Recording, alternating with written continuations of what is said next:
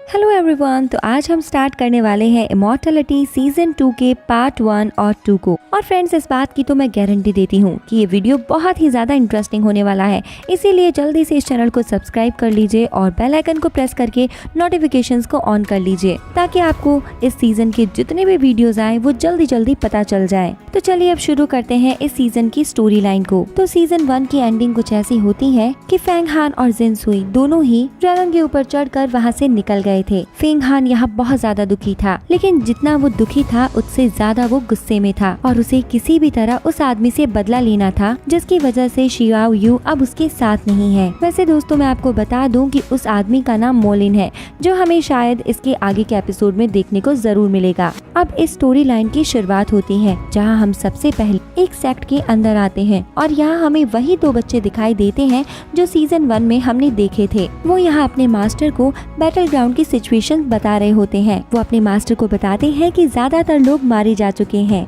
हमारे कुछ लोगों को हमने रेस्क्यू कर दिया है और उनकी हालत अभी बहुत ज्यादा खराब है। दरअसल दोस्तों, यहाँ पर जो बर्फ के स्टैचू हमें दिखाई दे रहे हैं वही सारे डिसिपल्स हैं और ये वही लोग हैं जो पिंक प्रिंस द्वारा यहाँ पे फ्रीज कर दिए गए हैं। अब वो दोनों बच्चे वहाँ पे बताते हैं कि वैसे तो हमें अपने सारे डिसिपल्स की जानकारी मिल चुकी है, लेकिन हमारे 2 इनर डिसिपल्स अभी भी गायब हैं। और यहाँ पर वो बात कर रहे हैं फेंग हान और शियाओ की। अब दोस्तों, हमारा सीन यहाँ से चेंज होकर आता है फेंग हान और शियाओ पर। यहाँ से वो दोनों आगे बढ़ ही रहे होते हैं, तभी उन्हें उस माउंटेन के अंदर एक हॉल नजर आता है जिसमें से एक ग्रीन लाइट निकल रही थी। इसे देखते ही वो समझ जाते हैं कि मोलिन अभी भी वहीं अंदर है। तो यहाँ पर जैन सुई फेंग हान से कहती है, तुम बस मेरे पीछे रहना। तो फेंग हान कहता है, ठीक है सीनियर। तो जैन सुई उससे पूछती है कि आज से पहले तो तुमने मुझे कभी सीनियर नहीं कहा। तो फेंग हान उसे रिप्लाई देता है कि आप ही की वजह से मैं आज यहाँ पे खड़ा हूँ, इसीलिए आज से मैं आपको सीनियर ही बुलाऊंगा। साथ ही में यहाँ पे फेंग हाओ बहुत दुखी था।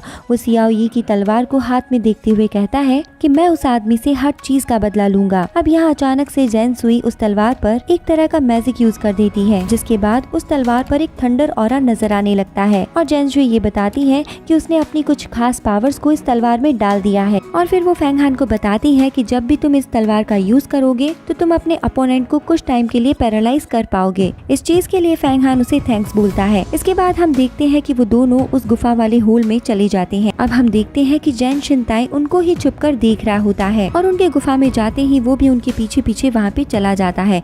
अब हम देखते हैं गुफा के अंदर का सीन जहाँ फेंग हान और जैन शुई आगे बढ़ते चले जा रहे थे और अब वो पहुँच जाते हैं एक खाई की तरफ जिसको गोल्डन मिल्स कहा जाता है। और जैन शुई उसे बताती है कि इस जगह पर कल्टीवेशन करने का बहुत फायदा होता है, लेकिन यहाँ पर ज्यादातर इमोर्टल्स और डीमंस आके कल्टीवेशन करते हैं। ये बात सुनते ही फेंग हान कहता है कि इसका मतलब जिसे हम ढूंढने आए हैं ये उसका अड्डा है। तो इस बात पर जिन सुई कहती है कि हाँ, ऐसा भी हो सकता है। इसके बाद वो दोनों वहाँ से आगे बढ़ जाते हैं। इसके बाद हमारा सीन फिर से चेंज होता है और यहाँ हमें डीमन क्लैंग के 2 लोग दिखाए जाते हैं जो यहाँ पर पिंक प्रिंस का इंतजार कर रहे थे। दरअसल उसके पास ही डीमन अवतार है जो उन्हें चाहिए और उन्हें उसकी रिपोर्ट अपने मास्टर को भी देनी थी कि वो अभी तक बिल्कुल से सेफ है।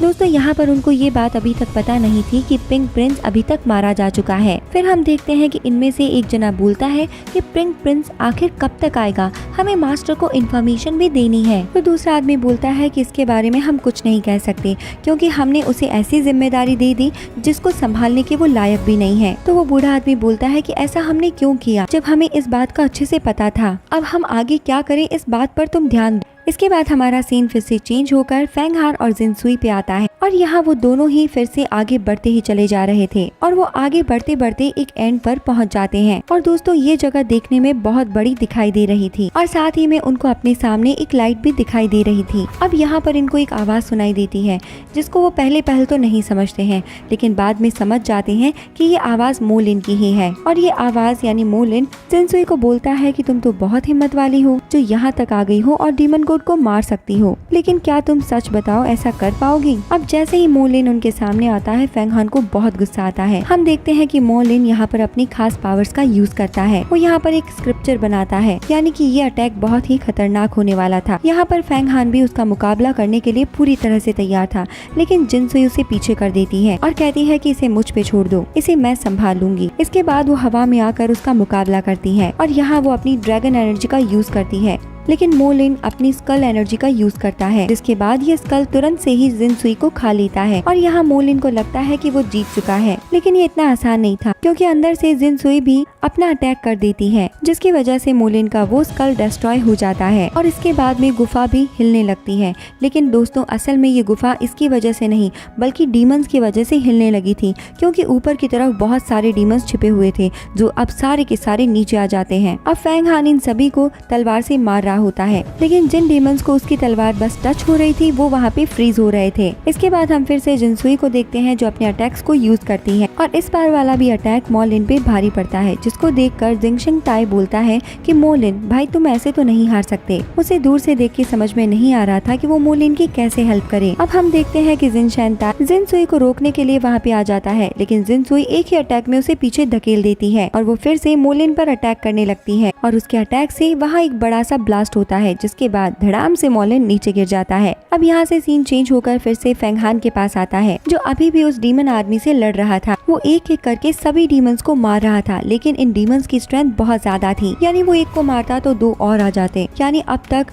फैंग हान ने बहुत सारे डीमंस मार दिए थे। ये सब देखकर फैंग हान का ड्रैगन उससे बोलता है कि ऐसा तुम कब तक करते रहोगे, तुम्हारा प्लान क्या है? तो फैंग हान बोलता है तुम ही बता दो, अब मैं क्या करूं? तो ड्रैगन बताता है कि लगता है तुमने ब्लड एल्केमी के बारे में नहीं सुना। इसके बाद वो ड्रैगन ही उसे ब्लड पिल के बारे में बताता है, जो कि हर डीमन और बीस्ट के अंदर मिलती है। लेकिन यहाँ फैंग हान को पता नहीं था कि उसे बाहर कैसे निकालते हैं। तो वो ड्रैगन उसकी हेल्प करता है और उसे कहता है कि तुम्हें बस उसे ड्रैगन के अंदर ढूंढना होगा, क्योंकि वो पिल हर ड्रैगन के अंदर नहीं मिलती है। अब ऐसे ही वो फाइट चलती चली जा रही होती है और जब उस ड्रैगन को लगता है कि ये अच्छा डीमन है, तो वो उसमें से पिल निकाल कर फैंग हान को दे देता है और फैंग हान उसे देखते हुए जैसे ही खाता है तो उसकी एनर्जी बहुत ज्यादा रिलीज और बूस्ट हो जाती है और हम देखते हैं कि उसकी एनर्जी से वो सारे डीमंस हवा में उड़ जाते हैं, जिसके बाद फैंग हान भी हवा में आ जाता है और अपनी पावर से उन सभी को खत्म कर देता है। और इसी वक्त एक हाई लेवल डीमन उनको देख रहा होता है, लेकिन वो आगे नहीं आ रहा होता है, वो बस छिप कर सब कुछ देख रहा होता है। इसके बाद हम देखते हैं कि मोलिन फिर से किसी तरह से खड़ा होता है और जिनसुई पर अटैक करता है, लेकिन अब इसका कोई फायदा नहीं था, क्योंकि अब जिनसुई की एनर्जी बहुत ज्यादा थी, जिसकी वजह से मोलिन फिर से नीचे गिर जाता है। लेकिन वो अब फिर से खड़ा होकर अपनी सोल चेंजिंग टेक्निक का यूज करता है, जिसके बाद जितनी भी डीमन आर्मी वहाँ थी उन सभी की डीमन सोल निकलनी शुरू हो जाती है और वो सभी की सोल यहाँ पर मोलिन के अंदर आ जाती है। और ये सब फैंग हान देखकर बहुत शॉक्ड रह जाता है। वो देखता है कि आखिर ये सब कुछ क्या हो रहा है, तो उसका ड्रैगन उसे बताता है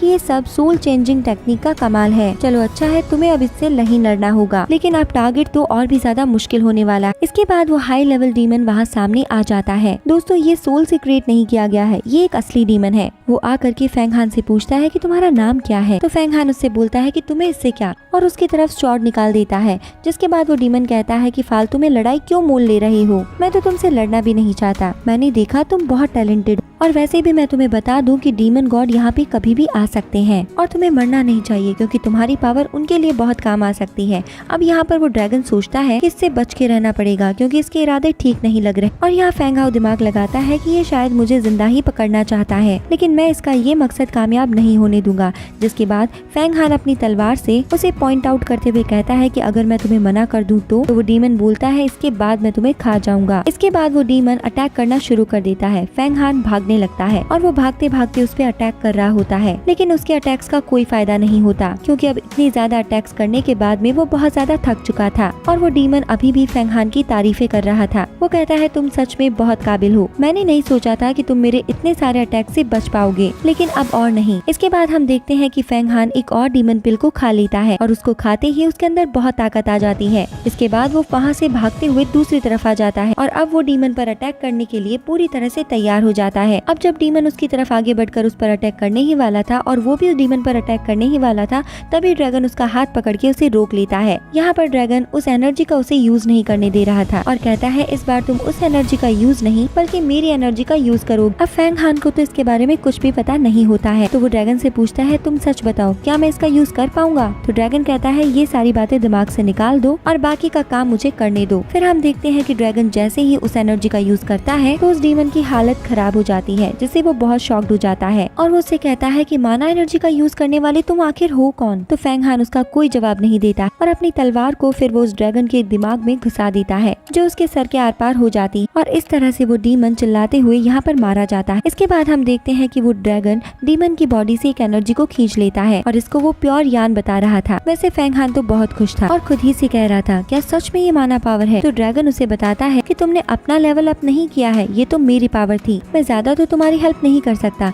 लेकिन फिर भी मैं देखना चाहता था कि मेरे अंदर कितनी पावर बची है, जिससे मुझे ये तो पता चल गया कि हमें इस लेवल तक के डीमन से डरने की कोई जरूरत नहीं है। अब यहाँ से सीन चेंज होता है और वहीं जाता है उन दो मास्टर्स के पास में जो पिंक प्रिंस का इंतजार कर रहे थे। और यहाँ पर एक लो लेवल ड्रैगन उनको आकर के बताता है कि मोलिन की हालत बहुत खराब है और वो बहुत ज्यादा खतरे में है, और ऐसे करके वो सारी डिटेल्स बताता है। और ये सुनकर वो दोनों मास्टर शॉक्ड रह जाते हैं। अब हमारा सीन फिर से ज़ेनसुई पे आता है, जो मोलिन से कहती है तुम्हें क्या लगता है सोल चेंजिंग टेक्निक का इस्तेमाल करके तुम मुझसे बच जाओगे। इसके बाद वो उसे अपनी पावर्स दिखाती है और अब हम देखते हैं कि मोलिन नीचे गिर चुका था और फिर ज़ेनसुई उससे उसकी वो बोतल ले लेती है जिसमें मोलिन डीमन स्कल्स को भरकर रखता है। फिर ज़ेनसुई उससे कहती है कि अब भी तुम्हारे पास कुछ और अटैक्स बचे हुए हैं या नहीं। और इसके साथ ही ये पार्ट यहाँ पर एंड हो जाता है। तो मिलते हैं नेक्स्ट पार्ट के साथ, तब तक के लिए bye bye, take care and thank you.